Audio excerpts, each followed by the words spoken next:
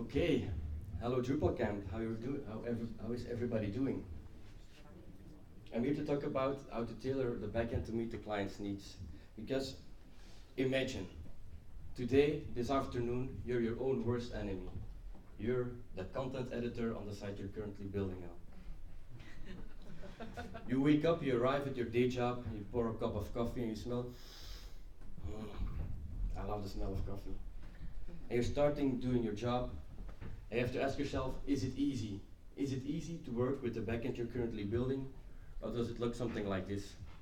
This actually is a form I met somewhere on a project I took over. I filled it with dummy data, but it exists like this, or it used to exist like that in a live site. And if you have forms like that in your backend, would you be happy about it? Would you be happy about it, or would you have to persuade yourself to stay calm, trek to a plan? Would you be proud about it?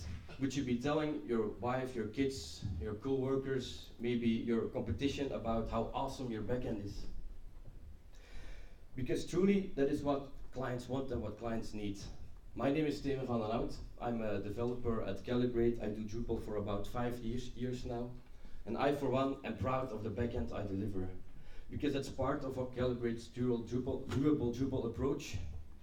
And that pretty much means that we create durable Drupal that's supposed to last, that we can reuse and refurbish when needed. So tailor the backend to meet your client needs. That's really important.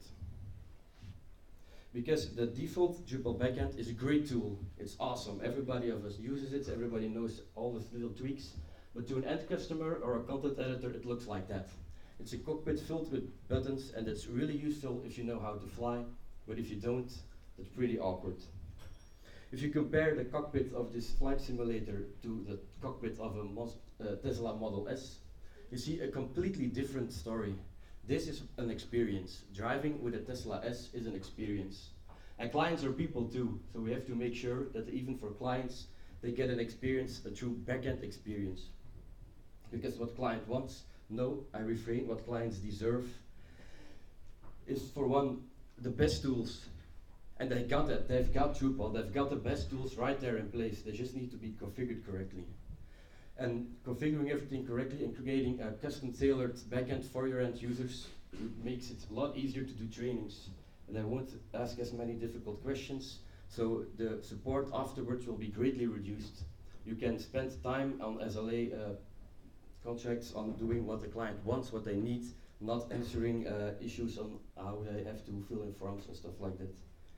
Because the client, their minds have to be blown. Not just when you deliver the project, but the first time they log into your website, blow their minds. Once they feel comfortable using their website, they won't be as picky about little bugs and tweaks that need to be done in later progresses after the release. And we've got Drupal. And Drupal is a framework, not just a content management framework, it is a framework to build a CMS. And I advise everyone to do so, because the default Drupal one-size-fits-all solution is not really that fitting for everyone. It's one-size-fits-all, but it never really suits. You have to make a tailor-made experience, which suits your client in every way, specifically for that project, that site. And the good thing about this, it doesn't have to cost much money. It's really expensive to build a Drupal site and to maintain it, but the usability, the backend experience doesn't have to cost money. I advise everyone to just take 1 day during each project to spend on stuff like this. 1 day for each project, that's not a lot. And at first, this 1 day won't get you to do everything you want, but as the time goes by and you do more projects and you reuse your stuff and the components you're building, you will be able to do a lot of great stuff just for the backend experience, just 1 day. So time to get started with that. And every one of us is a developer, or maybe some site builders or front-end teamers, but I always start off with using a great-looking backend team. I, for one, get tired of my backend team a lot. In Drupal 6, we used to do Rubik, then I got tired of that. In Drupal 7, I played with Shiny for a while, and right now I'm in love with the minimal team. I just love the way it looks, the way it feels, and how it acts with how I want it to do. And another addition to it is the add minimal admin menu bar, which is pretty much the same as the original admin menu everybody uses, but it just has a little more space and other colors to it. Yeah, I love it. The next thing I do, because while we're configuring a site, we're going to add and disable a lot of modules, and the first thing I always do is I enable module filter. That's just something for me. I do enable modules with Rush, but sometimes I just want to go have a look through the interface and check out what's going on and which modules are enabled. And the module filter is a great way of doing that. It's way easier than the default Drupal form. First of all, I start off with enabling all the modules I'm not going to need for that project, and then I start off with enabling fast permission access, which is pretty much the same thing as module filter, but for the permissions page. And everybody knows those permissions pages. They're cluttered up, they're huge, there's thousands of checkboxes. And with the fast permission access module, you can search in it. If you type @ followed by the module name, you see all the permissions for that specific module. And you can even filter on specific roles or stuff like that. So the fast permission access is a great tool to improve your own workflow, and it's great for morale to do stuff like that. And a feature that's mostly forgotten, or at least when I talk to people about it, is the search option in admin menu itself. You can just enable it on the admin menu profile page. And when you do so, you see on top of the screen, there will be a search bar. And when you type text in it, it searches not the site, but inside the admin menu bar, which is great. And the good part about it is that when you hover over the found results, it opens up the admin menu bar to the page where the item is located. So next time, you know where to look. So for these types of settings like text format for full HTML or stuff like that, you can just go with the search bar, look where it's at, and maybe next time you'll find it way easier. A really important thing are content listings, because content editors and clients spend a lot of time working with your site. They are spending a lot of time inside those content listing pages. And to find out a good approach on how to configure them really depends on the size of the website you're going to build and how everything is going to be handled in that. The website size in this time, it's not really how many visitors it gets, it's more something like the number of content that's inside it compared to the number of editors that are working on your site. So if you don't have that much editors and you don't have that much content, for having a pretty small site, I'd suggest you use something like admin views. I've used bulk operations to create custom admin listing pages with dedicated filters, and you can add the language or some additional taxonomy that you've put on the notes straight into the content listing pages, which is for small sites a great way to get everything going. And when you go into some more bigger sites, or the medium type of stuff, I suggest you do the same and you use admin menu, or you can do an own custom callback, but I suggest you categorize your content into specific groups. If you're a site with paid customers, you can rearrange them into subscriptions, trial subscriptions, paid subscriptions, and you can do the same for every different type of content. You can create different admin pages and give them their own location inside the admin menu. That's pretty neat if you're a medium site. So categorize stuff and put it in the admin menu at top. Larger websites, they need a more personal approach. And to do that, you can use something like the Workbench module, which is great. It shows you your own profile picture, the content you've edited or created yourself in the right bar, and other content at the bottom. If you're a publisher, you need to see the notice you're about to review on the right bar. So you have to take a more personalized approach using Workbench, and I'd suggest you also add content listings to the user profile pages themselves. So when a user logs into your site, it's mostly the first thing they see is their user page, and it just has history on top, which really says nothing. That's a great place to add content listing pages with personalized information. Stuff they just created, stuff they have to review, or stuff like that. And next, really big websites tend to have sometimes performance issues from the content listing screens itself. And Search API and Solar can help you with that as well, because once you're using views to build these content listing pages, you can do them against the Solar engine instead of the database, and you can let Solar do the heavy lifting. let Tailor calculate the stuff and just spit it out on the form itself. Especially when it comes to commerce sites where there are numerous of orders that have to be followed up, it's a great idea to do that with a search engine instead of Drupal's database. Views Megaro is a module that allows you to use some code and add a form in between the rows of a content listing table. And that approach won't work for every project or every use case, but sometimes it is pretty useful to do stuff like that.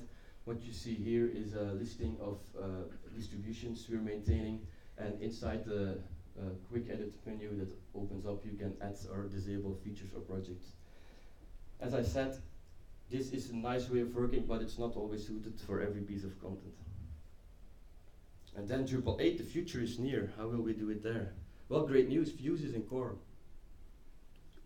So the content listings are already made with views, so you don't have to add any other modules or stuff like that. You can just go in and tailor your experience to the user the way they want it to. And Search API is getting, I think they're pretty stable released right now, so you can use Search API probably from the moment Drupal 8 will definitely get released. From that time on, you can use Search API if you wanted to do some solar lifting or stuff like that, which is great. Now, I said spend 1 day on each project. Everybody has tight deadlines and clients that don't have time to spend an extra day on the backend. If you can't take enough time to do so, make the difference in the node forms. That's where the editors are spending most of their times, and that's where I see really horrific forms. Well, first of all, a decent editor like Cicada or something only give the basics to a user. They just need to make text bold or stuff like that.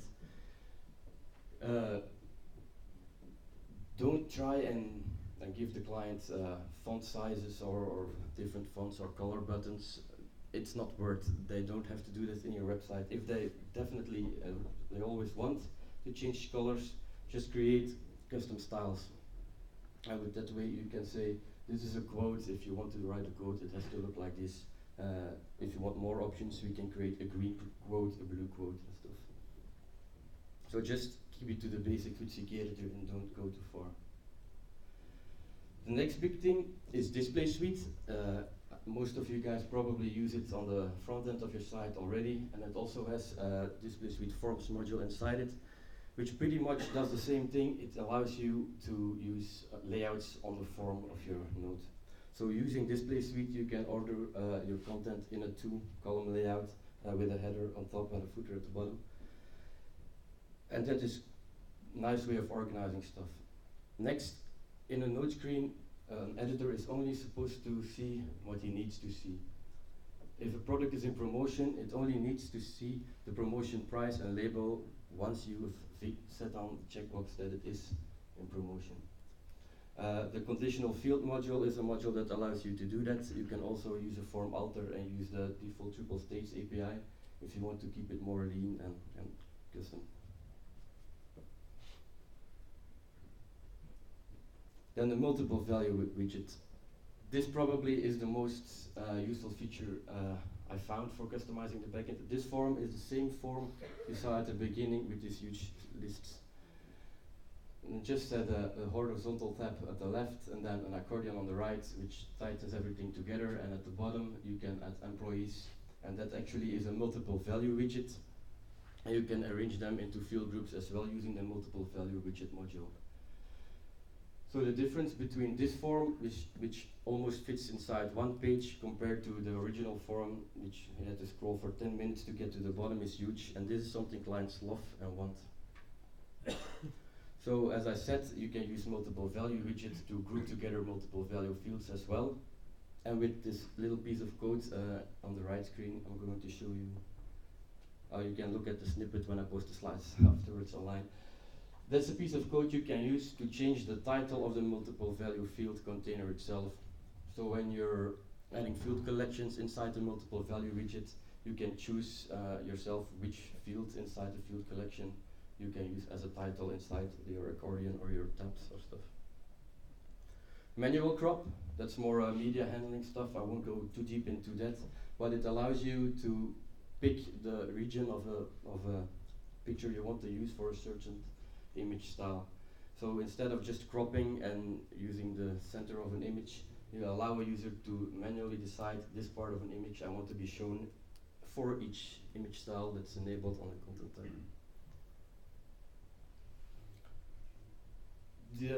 Defaultly in Drupal, there is a summary attached to a body field and to the summarized text fields, but it's not always clear to an end user. They have to click the link on top to add an additional field. So sometimes what I do, I add an additional teaser field on, say, articles or node types that I want to tease a user into writing a teaser field. And the max length module allows you to limit that to a certain amount of characters and adds a nice character count at the bottom so that the user knows how many characters he has left. And as I said, you have to tailor your backend and reuse your components. If you want to spend 1 day on each project within a year of now, if you reuse your components you will be able to do a lot of stuff just in 1 day. And stuff I do, I'll show the snippet afterwards, is I take the field sets, the vertical tabs that are on the bottom of the screen, and I add them in just one field set, advanced, which is collapsed, and I show it in the right bar from the form like this. Because most of the users really don't care about menu settings or altering information. If they want, they can click it open and it should be clear. And the piece of code you have to do something like that is this. All I have to do is a form alter and then change the groups to replace them in the group settings that I've already on the form. URL path settings. This is what Panoply does. I think it's a great way if they just allow you to type in the text, or otherwise it's magically generated. And I have a piece of custom code that treats the vertical tab that says URL settings, it shows it like that, and then I add it underneath the title in the form. This is the snippet of code. I'm not going to go too deep into code today. If you want, you can look at the presentation afterwards and check out. Excuse me, I didn't know what does this do? So normally the URL settings, they are in a vertical tab at the bottom of a node form, and I've taken them out and I've put them in a form like that, and I just place it underneath the title. So the first thing you see is a title, and then you can create your own URL if you want. If not, it's magically generated. So that's the code that does that. Moderation states, they are hidden in a vertical tab as well, and I tend to forget to change the moderation state myself, so I guess users forget it as well. So I've taken it away from the vertical tabs options and I've put it inside the action bar next to the save button. So when a user edits their text, it will immediately see that it's still in draft and needs to be set on each review or published or whatever they want. That's a code snip that does that. So it's really not that much of code you have to write. You just take these little snippets, you can use them on pretty much every form you want, and it's a great way to improve stuff. So this is the end result with just those 3 snippets of code. You can see that the vertical tabs are placed right here. You have your moderation state next to the save button, and this is the title of the URL path that gets generated right on top, underneath the title. Which I think is a pretty powerful way of creating simple forms and making everything clear to the end user. A great module that got introduced because of commerce is Inline entity form, and it allows you to, it works with entity references. So you can add an existing reference to any entity into the backend. But it also allows you to create a new node or a new entity straight in the form of the referencing node. So if we were going to create an event node, and we've added all the fields that were required for the events, you can then add in additional speakers at the bottom. You can reference existing ones. You can also create new speaker nodes straight from inside the same form. If you use the inline entity form preview module combined with that, you can even get a look of what it will look like in the backend as shown here. And that stuff combined together creates an approach I call content elements. And it's a really easy approach to make complex forms. And basically what it does, you have an entity reference, and it's not just limited to one entity type, but it's limited to multiple entity types. So what I did, I used entity construction kits to create different types of entities, text with image left, text with image right, a quote, a photo gallery, and a user can just go in, fill in the fields they need, they can add an image here, and when they click create content element underneath, then they will see how this content will look like. This is manual crop at work. So you create a content element and it gets shown the way it will look, when it's on the front end of your site. Next, I'm going to add a gallery. This is just a node reference to an existing node that's already been populated with some pictures. Once you add it, it already adds and shows the pictures that are formatted in the same display mode you use in the front end. So this approach is really powerful and allows you to give customers what they want. They can create really complex looking pages with a really, really simple form to do. This is manual property. Then, just you used inline entity form? Yeah. Something else? That was inline entity form. Only, and the inline entity form preview module for showing the preview of the view mode that's inside. So then, Drupal 8. The future is still near, and in Drupal 8 we already have inline edits available. I'm not really sure on how I should feel with inline edits. I'm going to have to wait and see how I feel doing it myself, how I see clients using inline edits. I'm glad it's already inside Drupal 7 because it's a step towards the future, but I'm not really sure on how I'm going to implement that in my future workflows. But we've got Cicada already inside of Drupal 8, so you don't have to add another module for an editor. And because of Drupal, Cicada got greatly improved and vice versa. So that's a good improvement. And the Drupal node form is already improved. As you can see here, they already skipped the vertical tabs and placed them at the right side. And they have the moderation stage right next to the save button or preview button in this case. So those 3 snippets of code I just showed you pretty much do this, and that's what's already done in Drupal 8, which is nice.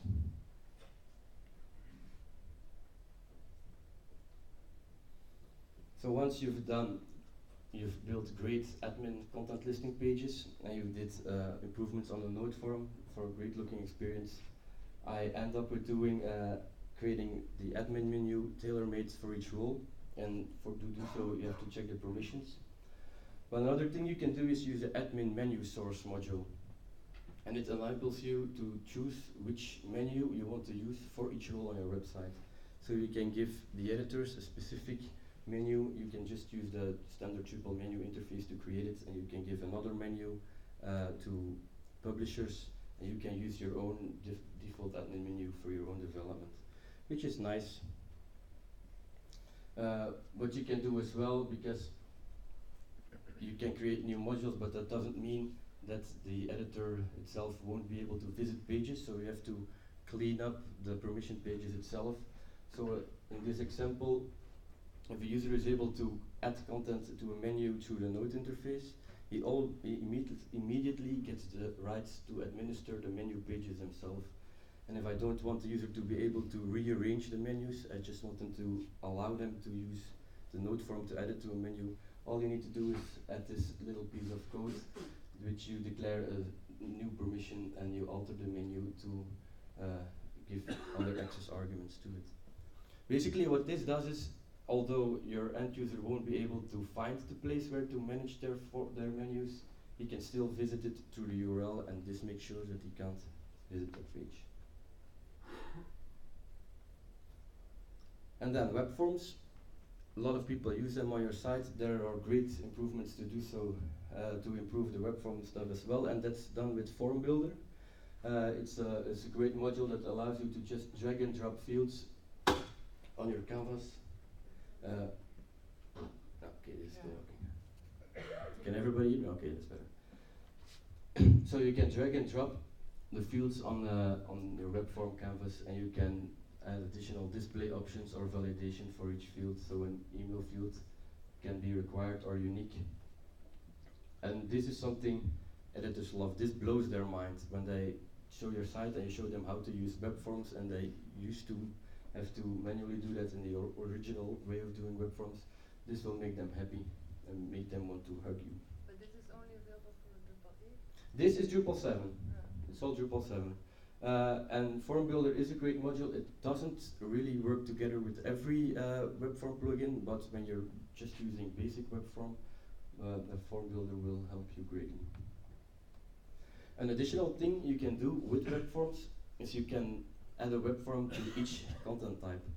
So when I create job pages, I add the web form functionality inside the job page itself.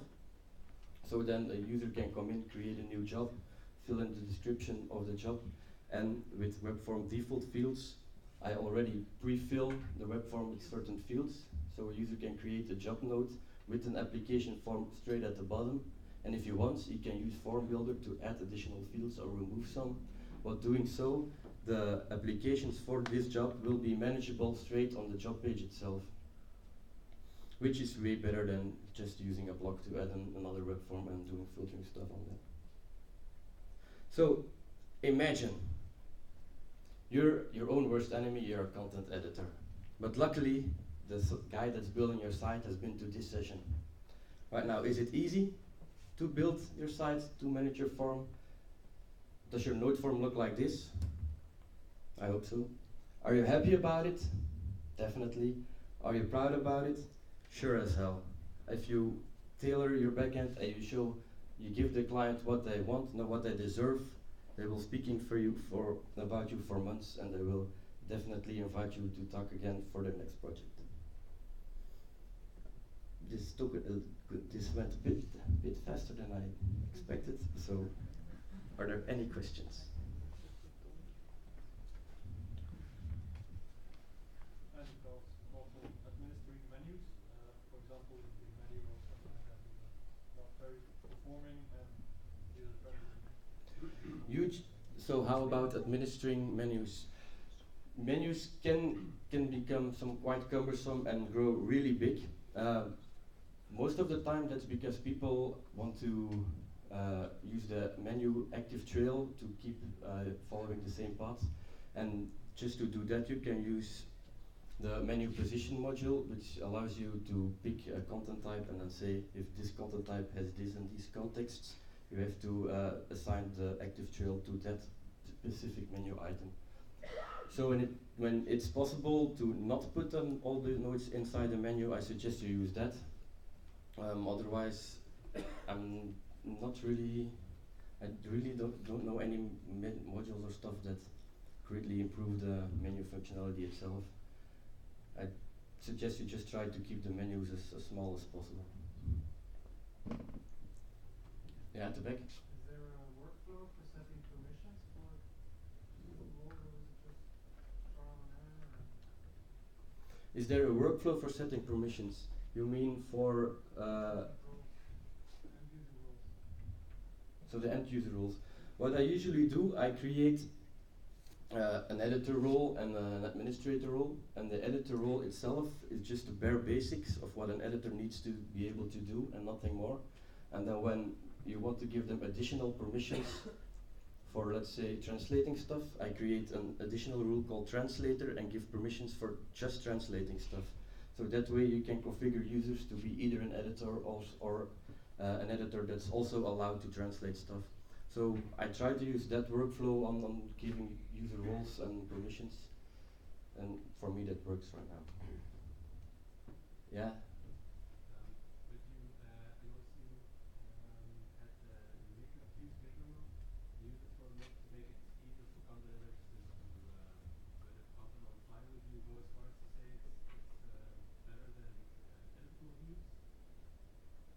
Okay. It does as much. Well, it's gonna be better probably because it's gonna load faster. So the question is views maker row better than entity views? Editable views. Yeah, I don't think I've ever used editable views, but the views maker row is neat if you just want to allow users to edit specific pieces of content. If you want to allow users to publish specific content or change the moderation state, that's easy to allow them to do that right inside of a menu or change tags or stuff like that. But when it comes to adapting text, I'm never going to put the body field inside a views mega row opening because that would be too much. So I'm not really sure on how editable views does that, but yeah, I don't know. Yeah, I mean, it takes long to load because there's all those editable fields that need to be loaded. So it looks nice, but you can make a lot of fields editable. Yeah. So Okay. that's somewhere. I'll have a look at that then. Yeah. Anyone else? Yeah. Panels comes with inline panel editor. You know it? Yeah. Ever tried to apply it? I did. I like the inline panels editor, but my front enders don't really like it that much. So they suggest me to not give them to give it to editors. I do, if they want it. But I tend to try and not to give panels access specific to end clients. And when I do, I make sure they only get to see the panes they're allowed to add. So there's just an entity alter I think you can do to make sure that they only are allowed to see the specific fieldable panes you've created for the panels editor, and not every view and every block on the side, because that would be truly awkward for a client. That will the panels interface itself is the cockpit from the beginning of the slides all over again. So. Anyone else? I know there's some hands. Yeah. Do you anticipate on users using desktop or tablet or maybe even a mobile on a Yeah, responsive backend. The at minimal menu is responsive itself. But is it usable? Or do you not consider it for using it for a time? We delivered a project recently that allowed users to use a tablet to edit stuff. It can be done. I'm not really sure you have to write custom CSS and stuff like that to get your display suite layouts responsive. I think we didn't use any columns for the responsive layout. We just used admin menu, which does great stuff already. And then I don't think that was that much work to change stuff. But I didn't do the front end on that work myself. But it's definitely possible if you want. Does it work? I don't think so. I'm not really sure on how a customer would use a tablet or a cell phone to add content and fill in body fields. In other use cases where it's just about fields and tags for something that has to compare to a headless Drupal or stuff like that, then it might be a good idea to do so. Thank you. Yeah. Any plans to release this or package this in distribution? Like for, Yeah.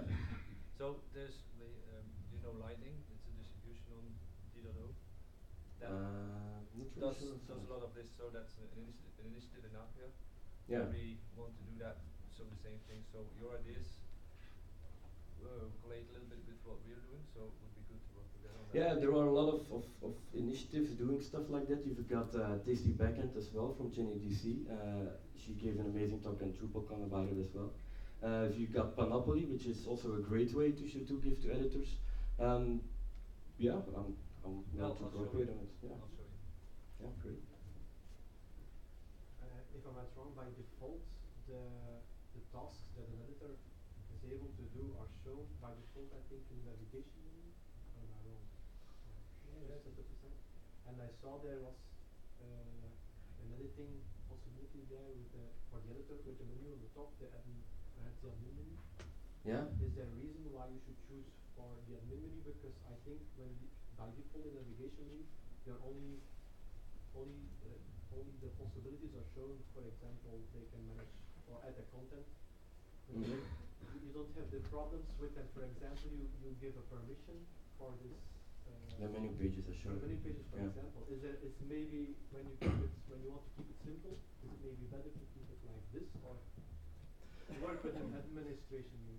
The administration menu only shows pages and links to stuff a user is allowed to edit. But let's say you want a user to be able to create new users and to assign roles. By default in Drupal, that means he can also create new fields on the user page and stuff like that. So using just a plain admin menu and you're allowing the user to create new users, it means he gets a lot of extra tabs inside this admin menu as well. And that's where that custom code comes in handy, so you can make sure that these pages themselves don't get shown. So yeah, you can use the admin menu. I do it a lot, but in specific use cases when you want to give different menus for different types of roles, the admin menu source is a great thing. When do you decide to start working with the admin menu, or just keep working with the default?